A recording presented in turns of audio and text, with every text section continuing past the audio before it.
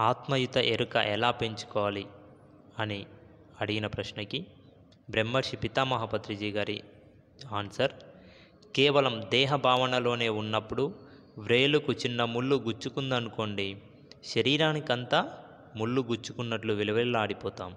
ఆ ప్రదేశంలో కాస్త అనస్థీషియా ఇచ్చామనుకోండి, ఆ నొప్పి అంతగా తెలియదు. అసలు అక్కడ ముళ్ళు గుచ్చుకున్న భావమే ఉండదు.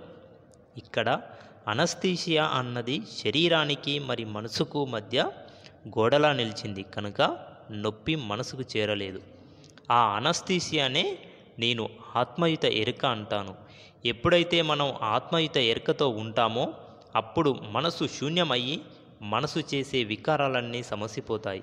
మనసుకు శరీరానికి మధ్య ఉన్న లింక్ బలహీనమై ఆత్మకు శరీరానికి మధ్య లింక్ ఏర్పడుతుంది. ధ్యానం మనకు అనస్థీషియాలా పనిచేస్తూ మన చైతన్యాన్ని అల్పస్థాయి నుంచి ఉన్నత స్థాయికి చేరుస్తుంది.